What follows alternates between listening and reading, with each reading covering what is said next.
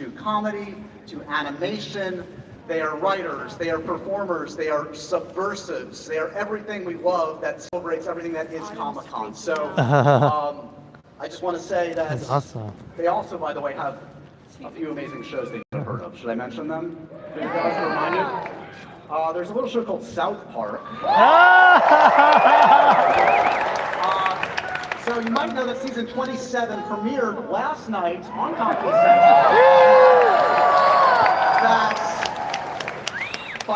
By now we are at 322 episodes of South Park, 7 made for streaming events with 60 billion minutes watched every year worldwide. Digman premiered last night, season 2 from the great Andy Samberg on Comedy Central. Amazing show. Both of these series, South Park and Digman, will be on Wednesdays going forward on Comedy Central, so make sure to check it out. Also, great news today. Beavis and Butt-Head, guys. Beavis and Butt-Head is going to be premiering, season 3 will be premiering Wednesday, September 3rd on Comedy Central. Okay. So crazy you want to wear your South Park. 4 absolute icons. Should we do this thing? Yeah, I told you not undergrad. Co-creator and star of Digman, it's Andy Samberg, everybody! Oh, cool. Andy Samberg? Hot dog. We have the writer, the creator, the star of Beavis and Butt-Head. It's Mike Judge, everybody!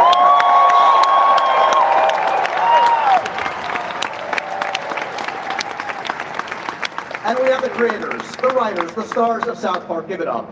It's Matt Stone and Trey Parker, everybody.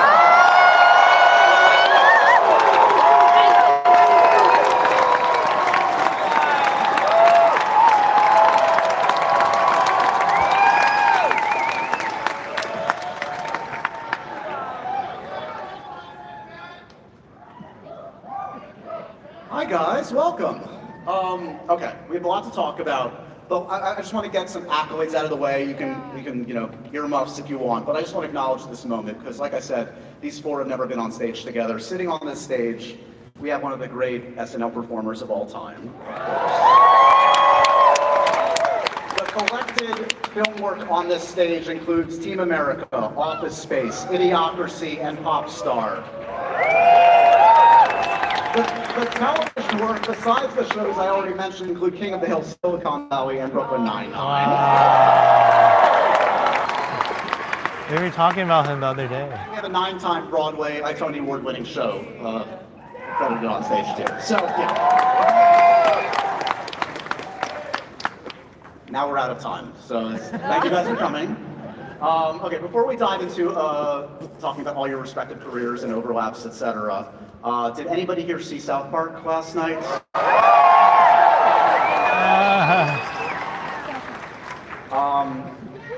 Guys, did you anticipate the reaction today? Have you been following it? What do you make of it? We're terribly sorry. Thanks. Fair enough, fair enough. We'll leave it there, it's all good. Okay, what is the history, what is the overlap between the 4 of you? Is there history between the 4 of you? With Mike there, it actually, when we first were getting maybe a deal to do South Park, Can I get a picture? we got to, I don't know where we met. We were do you remember where we met? Once at the Four Seasons, maybe? Yeah, but we were like, hey, we're gonna do this anime, and we were huge Beavis and Butt-Head fans. Like, we just thought it was the coolest thing, and we're like, we want to do something like that. And he was just so cool to us, and we hadn't done anything, but he really helped us. I've seen the Spirit of Christmas. Yeah. Oh my god, great photo! Yeah, I think it was David Gale MTV Films. It was around the time the Beavis and Butt-Head movie it's hard. And you guys came to the premiere too. Yeah. And met Isaac Hayes, I think, or some chef. Me one. Okay. But I mean, you guys like shared very rarefied air. There weren't a lot of people doing what you were doing, so it must have been interesting to see like a kindred spirit across the way. I mean, when we were in college, there was like when Trey and I were in college, like Beavis and Butt-Head was everything. The Simpsons too; those were completely like groundbreaking. You weren't supposed to be able to do that kind of stuff. So, when we got to meet Mike, that was, I mean, we wouldn't have been able to do what we were doing unless he was already doing it before. for sure. And Andy, I met him, I don't know, we met a few years ago. He was a youngin'. Yeah, we met like Hey, once. you know what, you're a smart guy, you should try comedy. Remember that? He's a young whippersnapper that's done 2 seasons of it. And then he did it, look at him. They were like, hey, you should go for it. And I was like, okay. If it wasn't for me, I don't know. I don't know what Andy would have done. I mean, another accolade to add to your resume is Andy Samberg's career. Congratulations. Yeah, thank you, you're welcome, thank you. It was good advice, frankly. Did you grow up animation, comedy? Like, was it all, like, what were your inspirations I mean, growing up? them, like truly.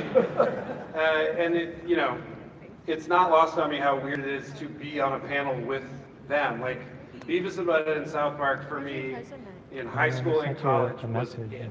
Like, period. That was what we fucking did, you know? Like, every single time a new South Park was coming on, we would get together because we were like, here it comes. Like, it was, both those shows are the most groundbreaking stuff ever. And if you care about comedy, they're all time, like, Mount Rushmore things.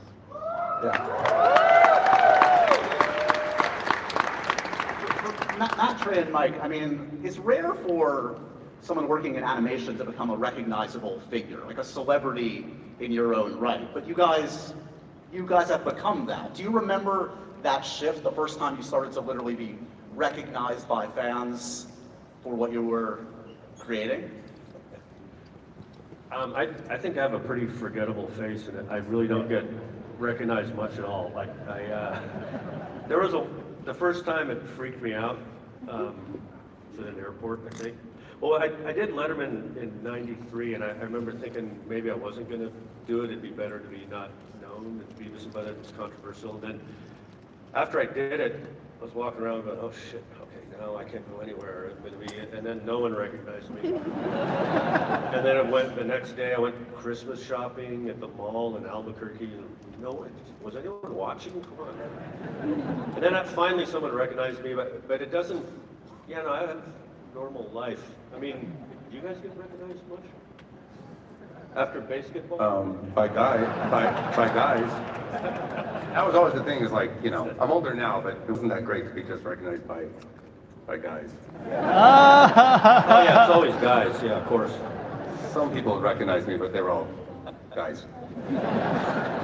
I was walking the floor for like 2 hours with my daughter, and it was great. Like, Comic-Con fans are the best That's why I fans want you to ever, ask because it's like, questions. you can just walk around, it's like, it's so cool, and I think, you know, definitely a couple people, you know, came up with it, just like, oh, hey man, you know, whatever, and it was like, it was so great to walk around, you know, it's like, it's pretty great animation to have that level. I mean, Andy doesn't know this, but like, to have that level where it's like, you can go anywhere and people don't really know who you are, but then you can go, you can say your name and get into a nice table or something, you know what I mean? So it's a pretty perfect. Ask Andy what he thinks. It's a different experience. I was gonna say it's wild to me because I get fucking mobbed here. He's so popular. I truly cannot relate to anything you guys are saying. But even though your voices, though, I mean, Mike, I would imagine some people even just hear your voice and it keys something in their brain. Oh yeah, I mean, I was with my daughters at a picnic table at outside a coffee place in Austin, and all I did was clear my throat.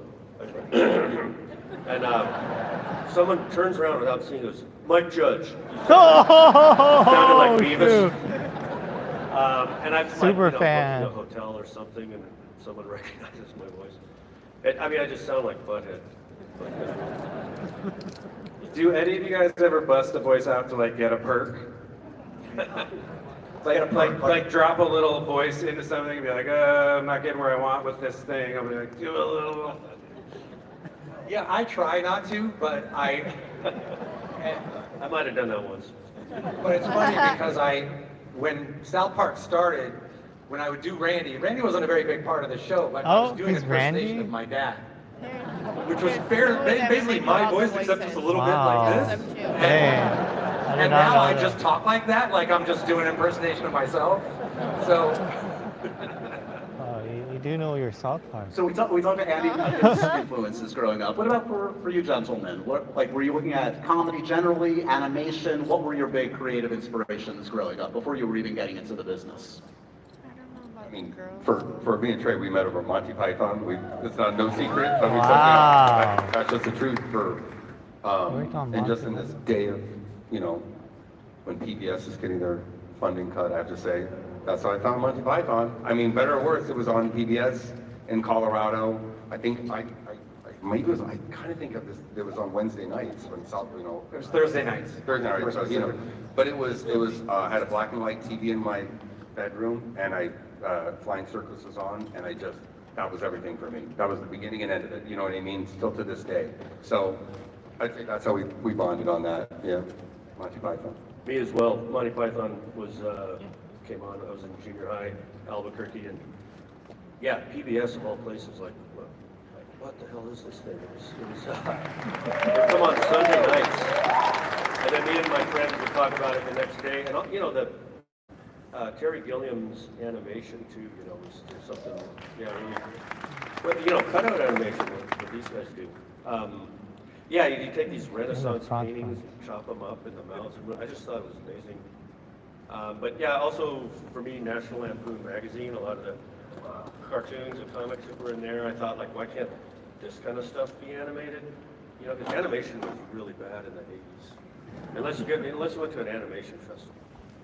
And then you'd see really cool stuff. But yeah, I mean, those were two, like, big Next ones, to the I'd say. camera guy. I mean, by now, so much has been said and written about like the origins of your shows. Are you guys on the same page about like the origin story for South Park? If I ask each of you individually, does it line up? Do you have any differing memories of how the show came about? Me and Trey? It was like 60 years ago, I don't remember. Or something? Is that the Newlywed Show? You can like test us? Okay. I think we've met. Yeah. I don't remember. I don't remember. What do you remember being the spark that created South Park these years later?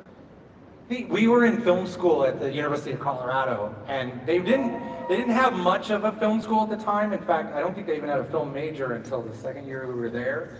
But we were taking film classes, and there was a really great experimental filmmaker there named Stan Brakhage, who was like very well known for his avant-garde stuff. He was the coolest guy too, but a lot of people went there thinking they were going to make very serious art pieces. And Matt and I were the only two guys there that wanted to do like fart jokes on film. And so, again, we bonded up because we loved Monty Python so much, and we were making little films in college. And one of them was using Terry Gilliam's style and using cutouts and making these young boys, you know, fighting with Santa Claus and Jesus. And so that was just one of the things, you know, that we did in college. So. It must You be come way closer. mind-boggling, but like the trajectory of that Spirit of Christmas and where it took off. And when you look back to those early I'll days, go get 'em. I mean, put me in your shoes, put me in your head of like what it was like to be in the nexus of that becoming what it did, especially in the first couple of years. Yeah, I mean, it's before viral existed, you know. There was no viral anything because the internet was kind of just coming about when we came out, and the VHS of Spirit of Christmas was what went viral. It went crazy, and everyone knew this VHS that was going. Meanwhile, Matt and I are sleeping on people's couches in LA trying to get meetings. And it got so big and it got around to us all the way that we were at some random party. And these guys are like, hey, we're gonna watch this video. And they put it on and we're like, oh, we did that. Because no one put their names on it. And they're like, yeah, no, shut up. We met the guys that did this. And we're like, no, we did. And apparently there were these other guys going around town saying they had done it and pitching it and getting jobs. And then we ended up proving it that we did it. And I do want to apologize for that. Way out of line. Way out of line. And we buried it. Right. Who was the other guy? Was it just? It was me and Keith. No, but we had that VHS. Yeah. Yes. Amazing. Yes. Mike, how many people have claimed credit for being the inspiration for Beavis and Butt-Head? Has like every friend from childhood said, yeah, in retrospect, yeah, that was me? Oh, quite a few, but none of the ones who actually were. Like, yeah, and it's not, there's no one-to-one, like Beavis is this guy, Butt-Head is that guy. There's, you know, like I could name like 12 different people and different, you know, it started out as me trying to draw this guy he sat in front of calculus class, and I don't know, I think I told the story last time I was here, so I apologize, but we had a a friend of mine said, hey, there's this really hot new teacher. And like, no one had ever heard of a hot teacher. And it turned out that she was actually a former Dallas Cowboys cheerleader, and she was like teaching calculus. And this kid sat in front of the class, and he was just so nerdy and just so into her that he would be writing really fast and biting his bottom lip. Yeah, this is your panel. We'll see each other after. She'd be laughing at everything she said, and she wasn't saying anything funny. And I started imitating him in the back of the class, and then just caught on, and other people were imitating him. I was just trying to draw him, and it turned into something else. Beavis was one version, Butt-Head was another, and I just liked the way they looked. And the only thing I kept from that guy was the laugh, and he's Yeah, a that's nuclear true. engineer now, so he's nothing like Beavis. You should tell him. I mean, maybe You should he's, tell I him. don't know, maybe he's gonna make a bomb or something. Tell him. But he, yeah, but people claim, yeah, I was the inspiration, and they're usually just some jock who had nothing to do with it or something. In retrospect, what do you think the smartest creative decision you guys made way back when that has behooved you well in these decades later? Can you pinpoint anything that, because like most shows, period, in animation or live action, don't last, as we know, don't have the staying power. I think drawing it. What's that? Drawing it was the best decision. Yeah, just being animated. Yeah, just being animated. I mean, what Because it's timeless and they don't age and it's... Yeah, like they just don't age. I mean, everyone knows that. That's why these shows have existed. You know, except for Gunsmoke, which lasted a long time. But I mean, these animated, being able to draw them and put them back in a drawer and bring them out again. That's why, right? I mean, really, that's why they last. That was probably a good creative decision. I mean, we were never animators. Coming up, we thought we were comedy guys. Turns out we're animators, but that turned out to be the right decision because we've got to create these characters and stick with them for a long time. And for us too, it was animating in 2D. Because still to this day, I mean, as we sit right now, I promise this is true, we were at South Park this morning trying to figure out what next week's show is gonna be. So right now, we don't know. So, but that's how the show's always been, and because it's animated the way it is, we can sculpt it and build it, and we do it a lot like they did SNL. I think it's a lot, the more we learn about their schedule, it seems like it's pretty similar, actually. Yeah, except they had to get on live TV. That's fucking crazy, by the way. Like, how stressed we get, like, to get to the end of our week and have to go live. I think making a story that makes sense that fast is much harder, having done both. Well, we haven't done that. We done that? But you're gonna. I mean, if it's bad this week, it's clearly everyone here's fault. That's what we're saying. It's never bad. Talk a little bit about the creative process and the timeline, because you all work on probably different timelines. South Park especially is a very unique process, we all know that. Has that evolved? Has it changed? I want to hear from you too, Mike, in terms of like the way you do Beavis and Butt-Head. Is the timeline, the process, has it changed much in the last couple decades? Yeah, it's changing a lot right now, I think. Yeah, I mean, it's still kind of the same way we used to, I mean, we send it, the final stuff is done overseas.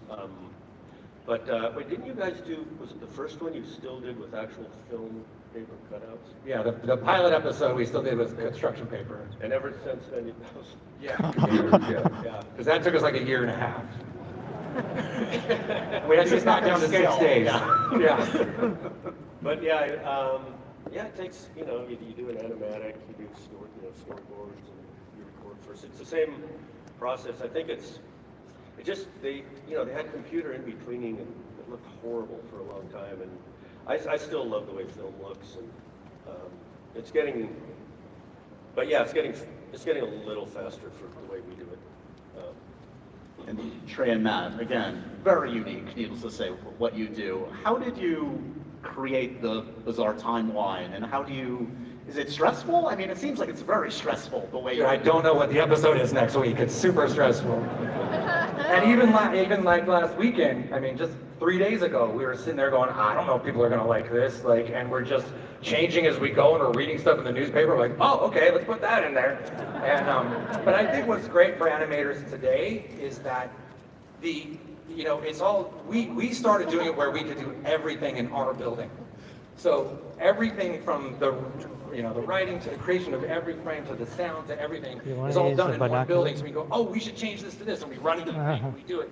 And it sounds like, Andy, for you it was kind of done at home the first thing during the pandemic, right? Yeah, our first season was mostly done at home. Yeah. By like everyone, every part of it. Yeah. Yeah. Remotely, yeah. Yeah. A lot of Zooms. Yeah. Yeah. And it lets you touch every part. It lets you sculpt the show, because it is so nice to be able to do something and react to it. I still can't write a scene and then be like, oh, that's going to be good. Or like, let's work on the scene on the show. I have to see it. And the quicker I can see it, animatics, okay, kind of helps, but you still don't know. Then you see it, but we can see it animated, and I can go, oh, you know what? Change that to Cartman, have him do this, go over here, have a car come in and do that, and I can see it in like 2.5 hours. Completely different, you know what I mean? So that's the beauty of it, and that's how much we can sculpt it. I mean, the perils, though, also, doing something that is so often tied to topicality, is do you ever run up against it and you're like, oh wait, some new event has just rendered what we're talking about moot, or it's just different? I think it's the opposite. I think we feel, I don't know, I feel like competitive with whatever all the kids are doing on TikTok and YouTube, right? I mean, this is the thing is, I feel like, at least me or Trey and Mike, not Andy, he's young, we're old, we're cranky old men. I have Benjamin Buttons.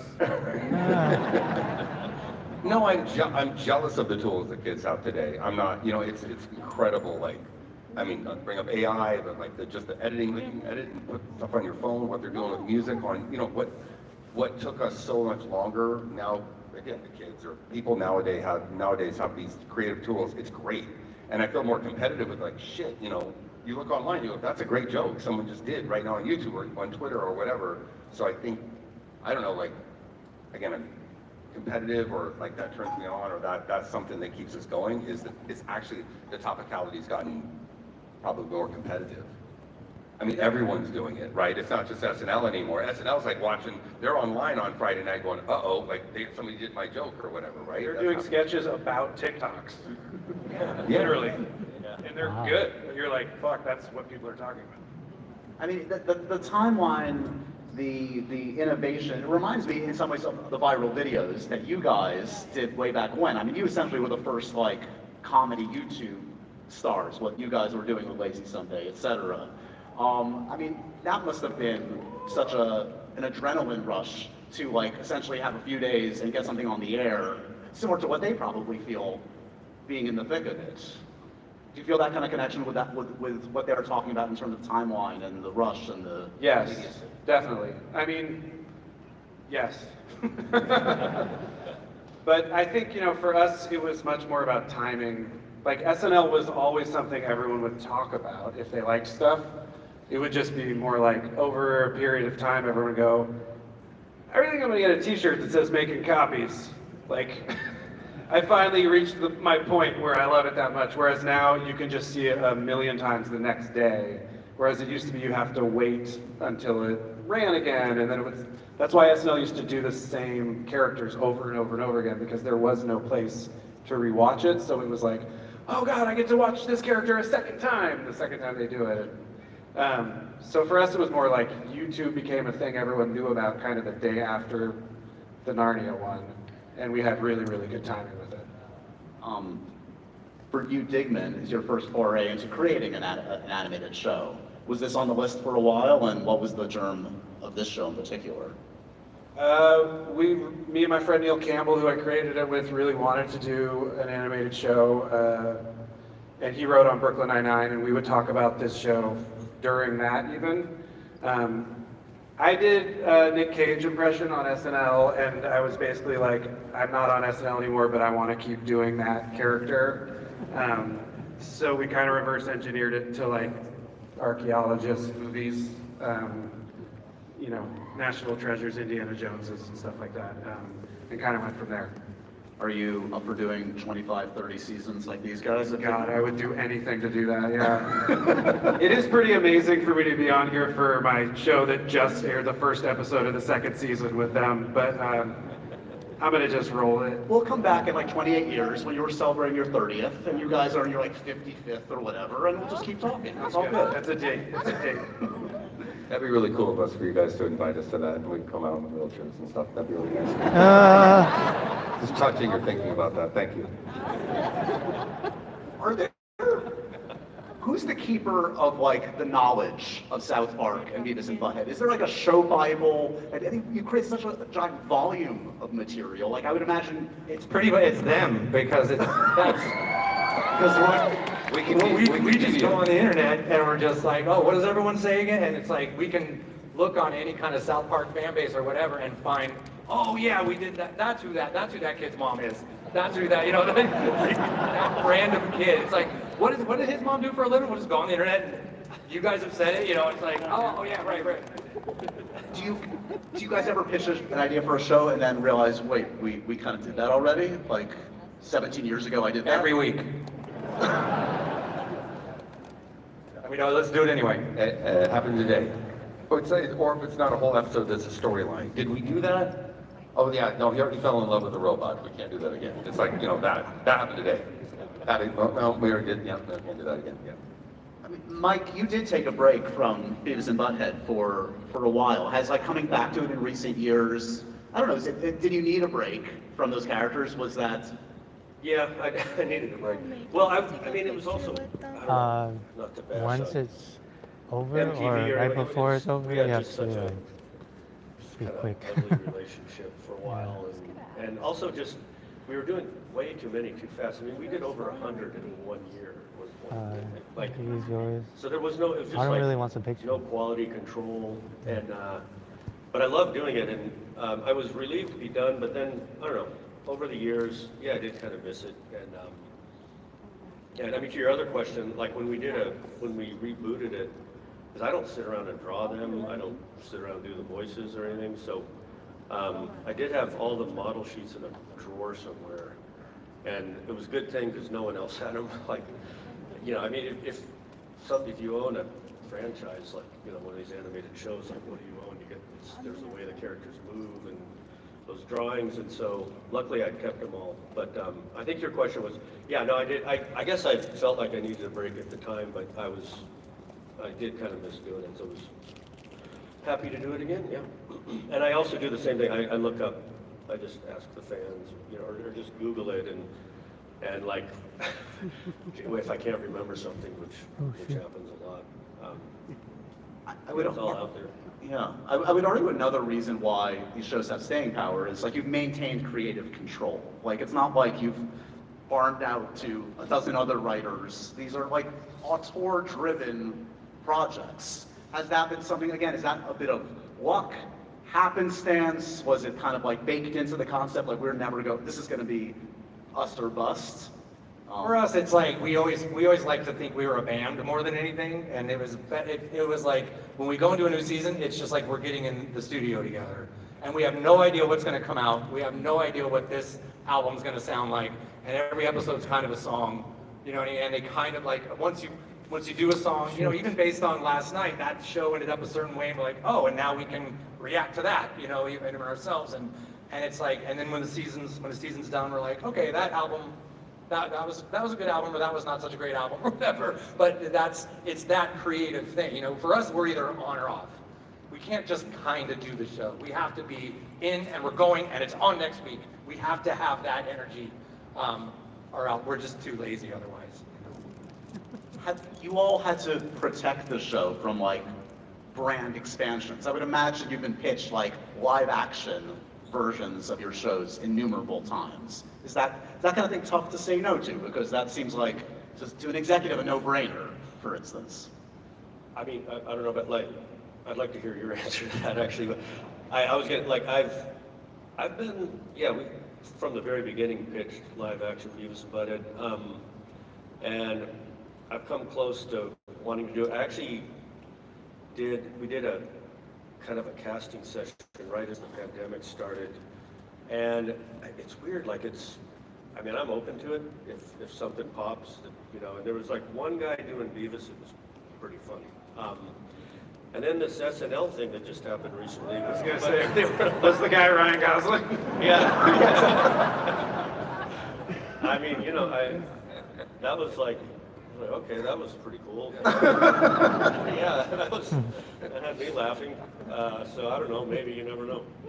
I mean, you guys must have had so many moments like that. I want to hear the answers to the live action for you guys too, but I'm curious, like you mentioned, like SNL, like your shows permeate pop culture and have for so long. You must have so many surreal moments where you see something pop up in the least likely place. I think the first one of those for me was watching, was it Arnold Schwarzenegger movie in the 90s, True Lies or something, and he's like, I've got the Beavis and Butt-Head following me, and the show had just come out like that. Yeah, there's been all kinds. It's always nice to see. But yeah, did anyone ever want to do live action South Park? We've never been approached. No, there's been a couple of people online doing AI versions of stuff. They're a couple of them are pretty funny, man. Really? No, they are. No, and I just never thought, I would never thought that would work. But seeing like an actual, what looks like a real, fat Cartman run around and call people names. Oh, thanks. It was pretty funny, actually, but we've never done it seriously. That's just something I've seen. It does beg the question what you could get away with live action versus animation. There is something safe to say. Yeah, I mean, I don't know if watching a little kid get hit by a bus and dying would be funny every week. Because, pretty much. Kenny. We brought a little test. We'll test them. Has the creative process for you, Andy, been like totally different from anything you've done? I mean, you have less guardrails in some way. You're as good as your imagination. You can basically do anything. Yeah, in some ways. The scale of things is so much less than live action is the main thing I like about it. I would say a lot of stuff I've worked on, mostly with Keeve and Yorm, because we do so much together. It's cartoon pace anyway. Like, that's what we love. That's the reason I think animation is so good for comedy, because it can go faster than people move. And I feel like our brains move a lot faster with comedy now than they used to. And we're like Generation SpongeBob out there now, where you're watching a children's show that's genuinely really fast and funny. Like, that's what people are coming up on. So I like being able to really jam the pace, jam a ton of jokes in, and have the scale be bigger. But I would say generally it's always the same rule, which is if it's making us laugh, we'll just do it. I was going to ask that. Like, is it basically making you and your collaborators laugh, or are you ever thinking about an audience out there? It's, you want to make it like that they can understand what's happening, but outside of that, it's pretty much like, if this is getting us all laughing right now in this moment together, that is the only barometer we have, and it's the only thing that's ever worked. Same thing for you guys, like you're your own barometer basically, or? Yeah, I'm even if they're not around, I'm just thinking like, oh, this would make friends of mine laugh, my brother, like my sister, like just sort of like. And also, I used to be a musician, and like when you're touring, like on a tour bus, that's like the toughest audience ever. Like, you're not going to get any courtesy laughs. Sometimes I think about that, like, how would this play among those assholes? Like, and if you can break through there, then you might have. You got to like. That's how I think of it, and then hopefully, obviously, you hope that people out in the world like it. It usually works. I can only imagine the notes you've gotten over the years. Do what stand out for you? Never what, What? Yeah, that's the Echo last is one. severe in here. Do any stick out? What's the most memorable note, the biggest fight you've had over a note for any of your shows or any of your work, Andy, or anything? In 20 minutes. No? Oh, sorry, guys. Every week, you can't do that. Just don't want to call us with a Don't do That's a that. bad idea. Please, God, don't do that. Please don't do that. Those are usually the notes. Pretty please. For the Sugar love of Top. God, don't do that. Did you get any notes for last night's? Well, first of all, our producer, Andy Garofino, usually deals with not us. But it's always like, so... we love the episode, but... That's what happened. They're like, okay, but we're gonna blur the penis. And I'm like, no, you're not gonna blur the penis.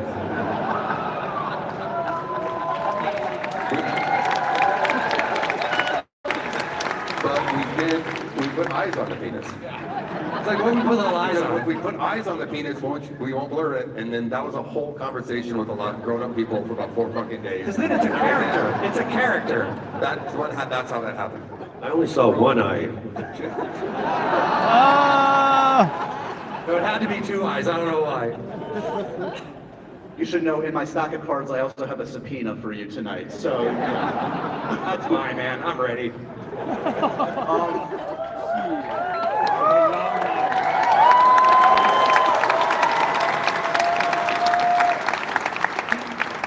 Do you think audience taste has changed? Have you noticed a discernible change in what constitutes comedy now versus when any of you guys were starting out? I mean, I would say one thing, like what Andy just said, it's like the attention spans and what people expect the speed of things. And I think that maybe we benefited with South Park that we just speed up our voices from speeding up a tape. We didn't think we were making everything go faster, but it goes pretty fast. I definitely think that that's like, you know, I just have kids now and it's like, you got a minute, you got maybe 40 seconds to grab them and they're like, oh, they're done, you know what I mean? So that definitely feels like, I just keep coming back to that word competitive with TikTok and YouTube and that attention span thing. So I definitely feel that. When young people do come to you and ask you for advice, I want to get into animation, do you have a go-to nowadays in terms of creatively which way to go? No, I mean, I don't mean that clip. It's just such a different world. I don't know. Like I mean, not to get all misty-eyed, but Trey and I had to get in a car and drive to LA to try to get into television. Like, you know, and now you don't have to do that, and that's good, you know, but I think that the world we came up in, I just sound like an old man, like just work hard and turn again and all that shit, but it's totally different as far as practical advice, you know. I think the only thing that is exactly the same is if you want to make stuff, make it. Like, it's impossible to pitch comedy. You have to show people why you're funny and in what way the people you're working with are making something unique. And I think now it's just like way more avenues to do that. But like, people are getting shows off of their TikToks now, and they're really funny. And you're like, great, so they had that, and that's how they showed how they were funny, and we all saw it and went, hey, I like that, that's funny. You know, like, it's really actually that simple, but you can never, people will never know how you're funny or if you're funny if you don't make something. You all share something else in common, that you've enjoyed satirizing celebrity over your respective careers in different ways. Do anybody have a favorite public figure they have satirized over your careers? Favorite satirization or favorite person we've satirized? Person you've satirized. Or no, satirization. One word, yeah, sorry. So it's not a nice to celebs question? Nick Cage, doing Nick Cage, is that top of the list? What's the... It's high up for me, and he came on and did it with me, which was, you know, very SNL-y and winky and wonderful. Yeah. And I was very happy because I love him. Yeah. Any go-to that you guys have enjoyed over the years? Has Matt Damon ever broken bread with you since Team America? Oh, Matt was super cool because he knows too. Like that all came out of the fact that we were making puppets of all the in Team America, and they showed us the puppets, and I'm like, what's wrong with that puppet? The sculpt just came out weird, and I'm like, that doesn't look like Matt Damon, and like we had to shoot that day, and I'm like, it looks like something's wrong with him. Like I don't.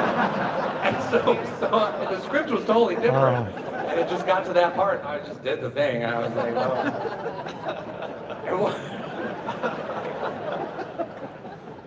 Look, we're talking about shows that have been very wildly successful in your careers, and you've also had that. You've also, look, in any career you have successes that become, or you're lucky enough to have a success that becomes successful later on. I'm thinking of something like Pop Star, or Office Space, or Idiocracy. Does the long tail of these kind of projects soften the immediate injury of, wait, where was the audience? I made something great. Why are you only finding it now? Give me a sense of how you reconcile that. what do you think, Mike? Yeah, well, look at you. Well, yeah, since I've had the most failures that went on to do something. I mean, when I made those movies, I was trying to have a big hit right away. So, yeah, it was a bummer. I mean, Office Space really did, because I fought so hard for every choice, all the music, they didn't like the music, they didn't like the cast, they didn't like anything much about it at one point. But so, then to fight so hard and then have it not do well initially was a bummer. Yeah, it was a very sweet thing to have it. Took a long time. But don't you feel okay that you're a prophet? What's that? That you're a prophet? Yeah, let's talk Idiocracy for a second. I mean, it's true, I really do We feel say that. I'm not kidding. every day, everyone I know goes, it's really Idiocracy. Yeah, it's really Idiocracy. No, man, for real, I don't mean that lightly, you're a fucking prophet. It's a big part of our lives. I think. Yeah. Well, thank you. I don't know if. I guess that's sort of a mixed bag because it's nice to have people call me a prophet, but then the reason they're calling me that is not all that great. So. But yeah, that one, I remember we had our wardrobe person. I mean, it felt like the movie was cursed from the beginning, like everything that could go wrong did, and it was like, we had an impossible schedule, and then I feel like the curse just went out into the world after movie came out. But like one of the things so the costume woman, I think Deborah McGuire was her name, you have to invent everything because it's in the future. So it's like, okay, she had these shoes that she said, Crocs were not out yet. She said, showed me some pictures, this is a startup in Colorado, because the movie came out 2 years after we shot it. She said, and I said, oh, those are great. They look stupid. They're plastic. They got holes in them, and like that's awesome. Except that if they're really going to come out, you can't do it, right? She said, "Oh, no one will ever buy these. They'll be over instantly."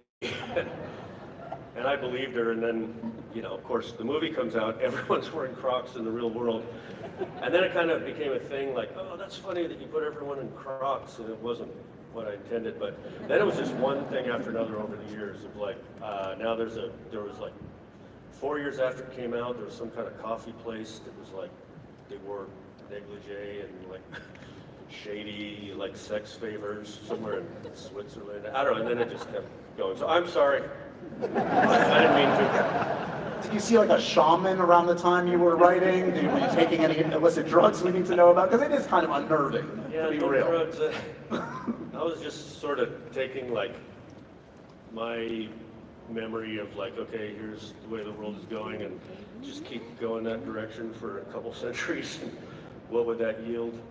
And just out of curiosity, what was the name of the place in Switzerland? I'll tell you later. Oh, right on. That's stupid.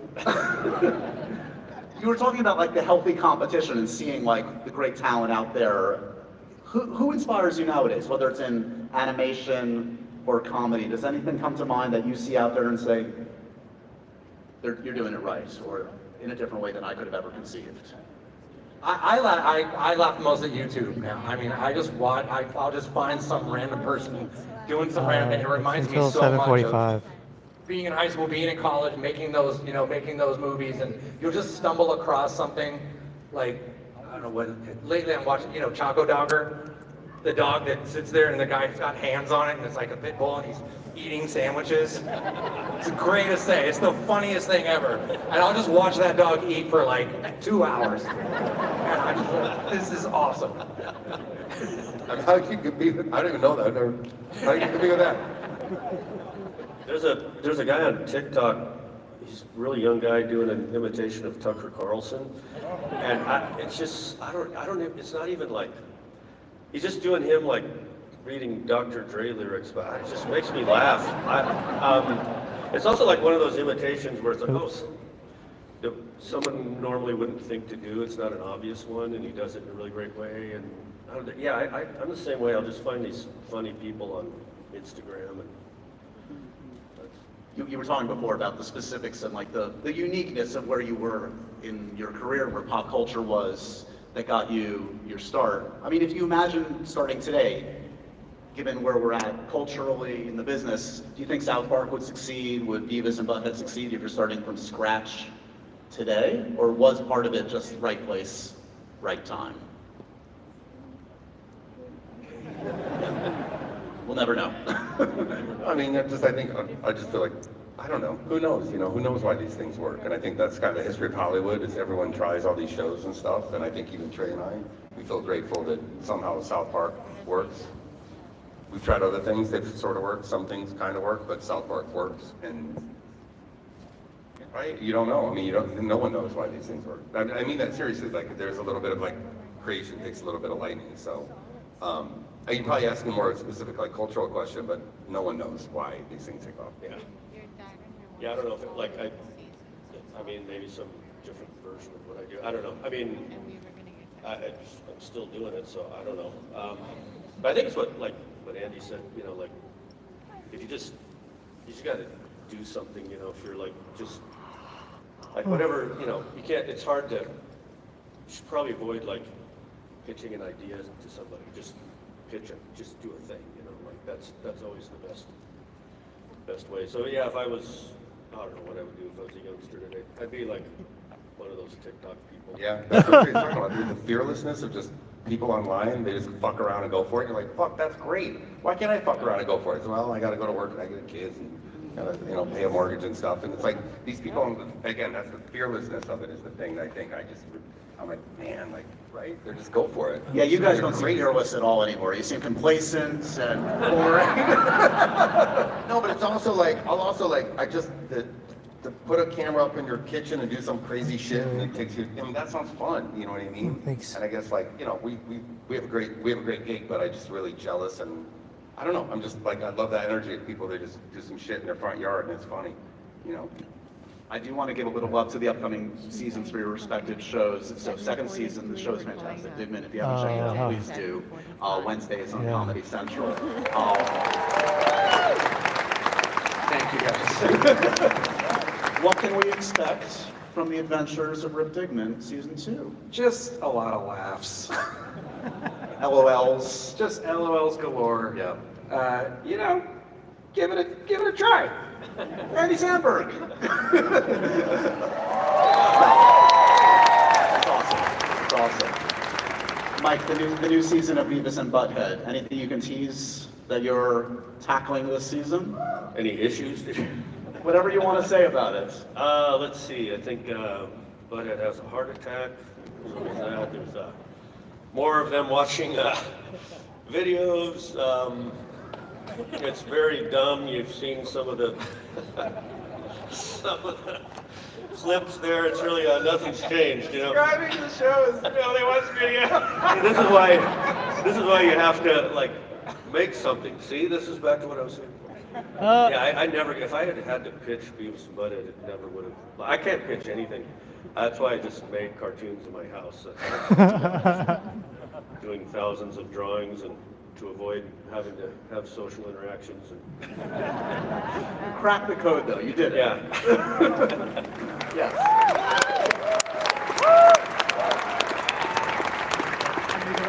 What's on the whiteboard right now this season? Again, you're topical, you're fluid. Obviously, you're going to change things around based on what's happening in the world, but Who, us? The whiteboard's blank, dude. What a lot of people don't know, we made, back in like February, right? We made they're like, oh, we need to do a promo for the summer. And we're like, what? Like, I don't know what we're going to do this summer. And they're like, no, we need to make a promo, announce that shows are going to come back. And we made a promo. We did this thing. South Park's coming back this night, and it showed a whole bunch of clips. We made it all up just for the promo.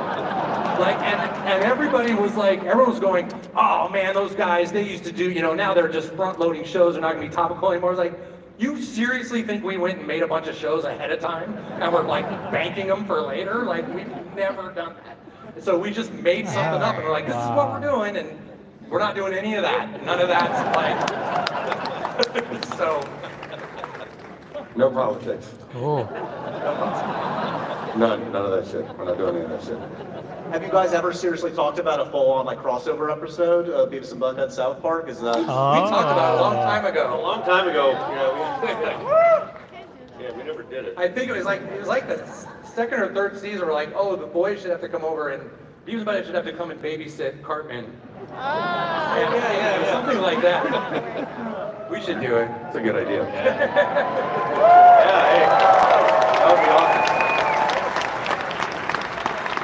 We need ideas for shows. We have to do shows, so we'll take.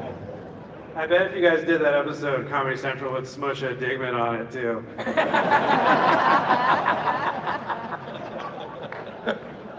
Make it happen. Make it happen.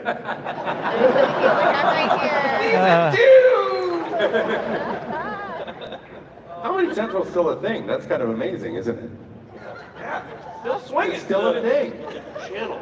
Comedy Central is alive and well. Yes, yes. I will say, speaking of Comedy Central, as to remind you guys, Digman season 2 premiered last night, continues on Wednesdays on Comedy Central. South Park season 27, you know where to find it. Sorry, go ahead. Wednesdays on Comedy Central. And Beavis and Butt-Head season 3 will premiere on Wednesday, September 3rd on Comedy Central. I know you guys will be watching. Before we wrap up this amazing panel, we have a kind of a nice surprise here. Senior Director of Programming, Eddie Ibrahim, I believe, is backstage and wanted to come out to say a couple quick words. Eddie, are you back there? I am. I'm tricking you. Coming out the other side. Hi, everybody. Thank you. Thank you. I just wanted to come out. As many of you know, Comic-Con is not just about comics, but it's also about all forms of popular art. Obviously, animation is one of those. And I think Mike Judge might know what's about to happen, but it is my pleasure, come on out, on behalf of the Board of Directors of Comic-Con, to present Matt Stone and Trey Parker Oh, shoot. with the Comic-Con Inkpot Award for Excellence in Yeah. Well deserved. That's Thank you guys. Thank you so much. That's cool. Really haven't heard in a long time. Weird. This is weird. Yeah. Thank you. Okay, Trey, you got to give a speech. Right. Thank you. Amazing. Well deserved, guys. Congratulations. Guys, give it up. 6,500 up to you. I want to hear from you. Trey Parker. Andy Samberg. Thanks for coming out, guys. Thank you. A picture. Wow, that was awesome. That was great. Thanks for tuning in, everyone. Good evening, Hall H. That's it. Thank you very much for attending today. We're going to have another fantastic day tomorrow. And in order to do that, we need to get through a few rehearsals tonight. So please help us out by exiting quickly. Thank you very much.